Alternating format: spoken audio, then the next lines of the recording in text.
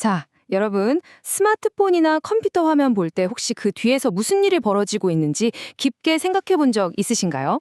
오늘 우리가 매일같이 사용하는 이 기기들의 가장 깊은 비밀, 그 중심에 있는 두뇌를 아주 완벽하게 파헤쳐 볼 겁니다. 바로 시작해 보죠. 여기서 아주 근본적인 질문을 하나 던져볼게요. 차갑고 생명력 없는 이 작은 실리콘 조각이 대체 어떻게 스스로 생각을 하고 단순한 텍스트 입력부터 화려한 3D 게임까지 그 복잡한 것들을 모조리 계산해내는 걸까요? 도대체 이 칩 안에 어떤 마법이 숨어 있는 걸까요? 우리가 키보드로 문서를 작성하든 인터넷의 바다를 항해하든 친구들과 엄청난 그래픽의 게임을 즐기든 상관없습니다. 그 모든 순간 화면 보이지 않는 곳에서는 바로 중앙 처리 장치, CPU가 진짜 쉴 새 없이 맹렬하게 계산을 돌리고 있습니다. 말 그대로 디지털 세계의 모든 행동을 통제하는 전능한 두뇌인 셈이죠. 오늘 다룰 내용은 이렇습니다. 0과 1의 세계부터 시작해서 논리 게이트의 작동 원리, CPU 내부 구조, 그리고 마지막으로 속도와 성능을 결정하는 요소까지 쭉 한번 살펴보겠습니다. 첫 번째 파트는 바로 0과 1의 세계입니다. 우리 인간의 시선은 잠시 내려놓고 기계의 관점에서 세상을 한번 바라보시죠. 여기서 정말 흥미로운 게 뭐냐면요. 우리가 세상을 인식하는 방식이랑 컴퓨터가 인식하는 방식이 극명하게 다르다는 거예요. 인간이 사는 세계는 물결처럼 연속적이고 미묘하고 복잡하잖아요. 하지만 컴퓨터는 우리처럼 글자를 읽거나 색깔을 직접 보지 못합니다. 얘네들의 세계에는 오직 전기 신호가 있느냐 아니면 없느냐, 이 아주 냉혹하고 딱 떨어지는 두 가지 상태만 존재하거든요. 그러니까 핵심은 이겁니다. 전압이 높게 들어오면 1, 전압이 낮거나 아예 없으면 0인 거죠. 근데 왜 굳이 이런 단순한 이진수를 쓸까요? 생각해 보세요. 전압이 켜졌는지 꺼졌는지만 확인하면 되니까 회로 설계가 엄청 단순해지고 덕분에 속도는 압도적으로 빨라집니다. 무엇보다 에러가 발생할 확률이 확 줄어들죠. 이 단순함이 바로 컴퓨터의 가장 강력한 무기인 겁니다. 자, 그럼 두 번째 파트, 논리 게이트와 덧셈입니다. 단순한 전기가 어떻게 논리적인 판단으로 바뀌는지 한번 확인해 볼까요? 사실 CPU가 진짜 머리가 있어서 숫자를 막 생각하는 게 아니에요. 그냥 들어오는 1과 0이라는 족던에 따라서 문을 열지 말지 결정하는 수많은 스위치들의 집합체라고 보시면 됩니다. 이걸 논리 게이트라고 하는데요. 둘 다 1일 때만 열어주는 AND, 하나만 1이어도 열어주는 OR, 반대로 뒤집어버리는 NOT, 그리고 서로 다를 때만 열어주는 약간 깐깐한 스위치인 XOR 게이트가 있습니다. 이게 왜 대단하냐면 바로 여기서 마법이 시작되거든요. 1 더하기 1을 계산한다고 쳐보죠. 컴퓨터는 어떻게 할까요? 방금 본 스위치 중에 딱 두 개만 결합하면 끝납니다. 1과 1이 만나면 합성하는 XOR 게이트가 합계를 0으로 만들고 자릿수 올리는 걸 담당하는 AND 게이트가 다음 자리로 넘길 올림수 1을 만들어내는 거죠. 짜잔! 문 2개 통과했을 뿐인데 1 더하기 1은 10. 이라는 이진수 연산이 기적처럼 완성되는 거예요. 이걸 반가산기라고 부릅니다. 자, 그럼 숫자가 커지면 어떡할까요? 방금 본 기본 블록에다가 아랫자리에서 올라온 숫자까지 더할 수 있게 살짝 더 확장하면 전가산기가 되는데요. 이걸 체인처럼 수없이 엮어나가면 어떻게 될까요? 아무리 큰 숫자라도 거뜬히 계산해낼 수 있는 거대하고 정교한 미로가 탄생하는 겁니다.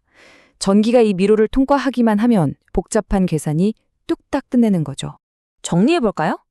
여기까지 오셨으면 여러분은 이미 컴퓨터의 가장 깊은 원리를 깨우치신 거예요. 전압 차인 0과 1이 모여서 논리 게이트를 만들고 이 스위치들이 모여 숫자를 더하는 가상기가 되고 결국 이 가상기가 수억 개 모여서 마침내 하나의 CPU 칩이 되는 아주 논리적인 확장 과정을 말이죠. 가만히 생각해보면 이 진실은 정말 소름 돋게 경이롭습니다. 지금 우리가 보는 화려한 인공지능, 복잡한 3D 그래픽, 정교한 소프트웨어들, 사실 가장 밑바닥으로 내려가면 방금 본 이 단순한 0과 1의 규칙이 그저 무한히 그리고 미친 듯이 정교하게 반복된 결과물일 뿐이라는 거니까요. 이제 세 번째 파트, CPU 내부 구조와 작동 방식입니다. 줌 아웃을해서 물리적인 내부 해부도를 들여다보죠. 현미경 수준의 게이트들을 벗어나 칩 내부를 보면 각기 다른 역할을 수행하는 전문 부서들이 쫙 나뉘어져 있습니다. 크게 4가지 영역으로 나눌 수 있는데요. 좀 더 이해하기 쉽게 비유를 해드릴게요. ALU는 아까 우리가 본 덧셈 같은 걸 실제로 땀 흘려가며 계산하는 실무자입니다. 제어 장치는 이 전체 과정의 질서를 잡아주는 오케스트라 지휘자고요.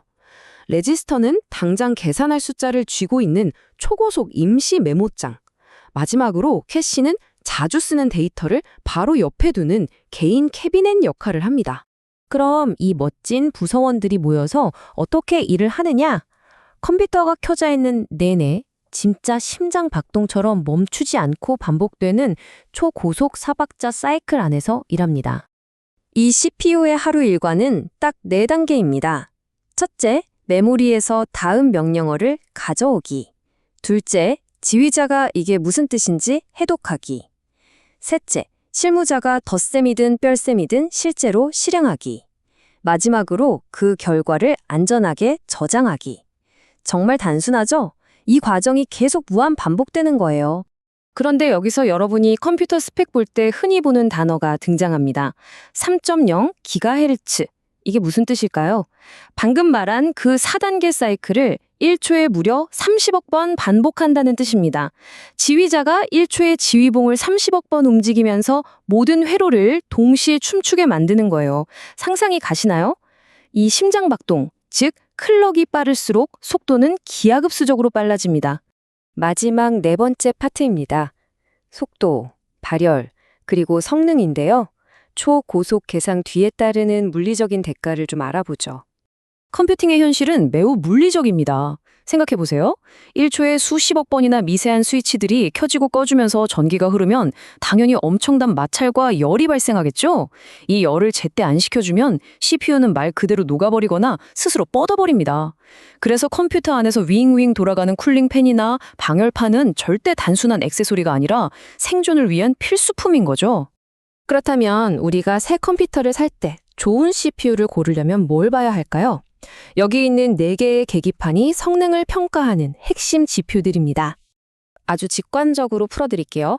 클럭 속도는 작업자 한 명이 얼마나 손이 빠른가를 의미합니다. 코어 수는 혼자가 아니라 동시에 일할 수 있는 팀원이 몇 명인가고요. 팀원이 많으면 다중 작업에 당연히 유리하겠죠?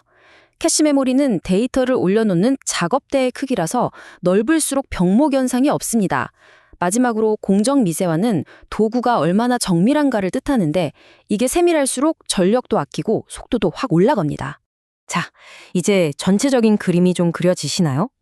0과 1이라는 가장 원초적인 신호가 스위치를 통과하고 클럭이라는 심장박동에 맞춰 미친 듯이 춤을 추고 팬을 통해 그 열기를 식히는 이 모든 과정. 이것이 완벽하게 맞물려 돌아가는 정말 경이로운 시스템인 겁니다. 우리가 마우스 클릭 한 번, 터치 한 번으로 누리는 이 방대한 디지털 세상의 마법은 결국 단순함이 무한히 축적되어서 만들어낸 기적입니다. 이것이 바로 차가운 실리콘이 세상을 움직이는 방식이죠. 자, 그렇다면 이 0과 1의 한계를 완전히 뛰어넘어 버린다는 양자 컴퓨터가 일상화되는 미래에는 과연 또 어떤 새로운 마법이 펼쳐지게 될까요? 여러분의 다음 클릭이 이끌어낼 미래를 한번 상상해 보시길 바라며 오늘 설명은 여기서 마치겠습니다.